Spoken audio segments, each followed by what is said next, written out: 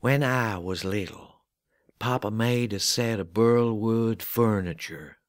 That furniture set was always the focus of attention whenever someone came to Grandma's house.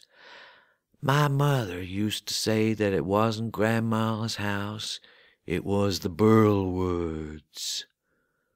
Papa collected pieces of burlWOOd obsessively, made all kinds of things with it, but the furniture set was number one. It was hard to sit in the chairs. Papa had made the children their own burlWOOd chairs, so they had to be sat in at least a little to please him, and then everybody would look at him and say, "What a nice little chair, so special, 'cause there's not another one like it anywhere." The adults' chairs was harder to fill. You found out why once you grew to be an adult. I can still remember how everyone would mostly stand around or walk back and forth at Grandma's house. Now I know why. When Papa died, Grandma said that she'd already lived with the crooked things for such a long time, she didn't really have the heart to give them up. They were his life's work, after all. After Grandma went to the old folks' home, we sometimes went to her abandoned house.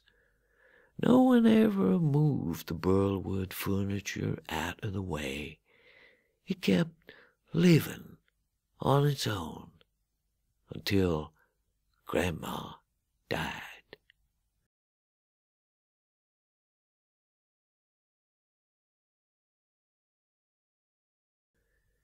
A used furniture dealer came to buy the bureau, a few pictures, and some other small items. And when he saw the burlWOOd furniture, he said, "That's a funny system." Papa had always said that there was a lot of people who would pay good money for that burlWOOd furniture if he ever had to break down and sell it. My mother asked the furniture dealer how much. He laughed, said it was too special for him. My mother took pictures of the furniture and sent an ad to one of those classified papers. She put a price on them that I thought was a bit way too high, but I didn't say anything. The ad elicited one phone call. Someone asking if the furniture was still unsold.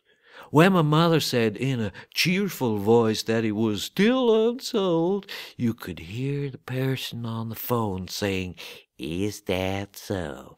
Really? You don't say. Still unsold?"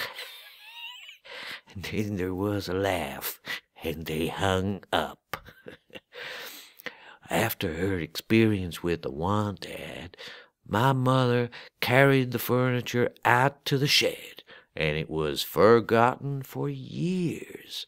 And then, one day, we were gathering things up to take to a flea market, and we took a couple of the burlWOOd chairs with us.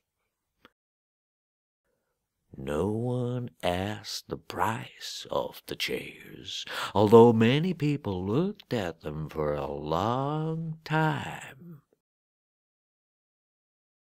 One knowledgeable-looking person looked at them particularly closely, and then commented that they were genuine kitsch.